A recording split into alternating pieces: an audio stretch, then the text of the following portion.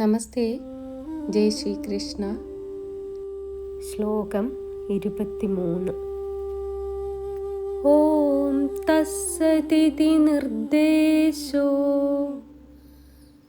ബ്രഹ്മണസ്ത്രിവിധഃ സ്മൃതഃ ബ്രാഹ്മണാസ്തേന വേദാശ്ച യജ്ഞാശ്ച വിഹിതാഃ പുരാ. ഓം തത് സത്. ഇങ്ങനെ ബ്രഹ്മത്തിൻ്റെ നാമങ്ങൾ 3 വിധമെന്ന് പറയപ്പെടുന്നു.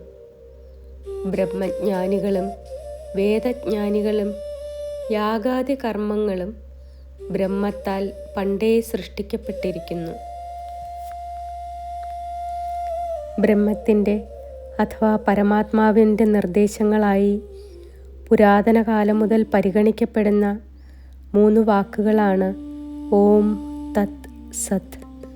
ഇവയെ ആശ്രയിച്ചാണ് ബ്രാഹ്മണരും വേദങ്ങളും യജ്ഞങ്ങളും നിർവഹിക്കപ്പെട്ടത്.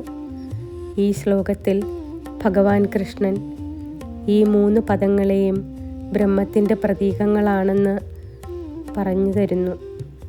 ഓം സർവവിശ്വത്തിൻ്റെ അടിസ്ഥാന നാദം, സൃഷ്ടി, സ്ഥിതി, ലയം എന്നിവയുടെ ചിഹ്നം, എല്ലാ മന്ത്രങ്ങളുടെയും തുടക്കം. തത്, അത് എന്നർത്ഥം. എല്ലാം ദൈവത്തിൻ്റേതാണ്, നമുക്ക് സ്വന്തമായി ഒന്നുമില്ലെന്ന് ഓർമ്മിപ്പിക്കുന്നു. ഫലാസക്തിയില്ലാതെ പ്രവർത്തിക്കാൻ പഠിപ്പിക്കുന്നു. സത്, സത്യവും നിത്യവും നല്ലതുമായത്, ധാർമ്മികതയും ശുഭപ്രവൃത്തികളും സൂചിപ്പിക്കുന്നു. ഈ 3 പദങ്ങൾ നമ്മെ പഠിപ്പിക്കുന്നത് ദൈവസ്മരണയോടെ പ്രവർത്തിക്കുക, ഫലത്തിൽ ആസക്തിയില്ലാതെ പ്രവർത്തിക്കുക, സത്യസന്ധമായ നന്മയോടെ ജീവിക്കുക. നമ്മുടെ ജീവിതത്തിൽ ദൈവബോധവും സത്യവും നിറയ്ക്കുന്ന 3 മഹത് വചനങ്ങളാണ് ഓം തത് സത്. നന്ദി.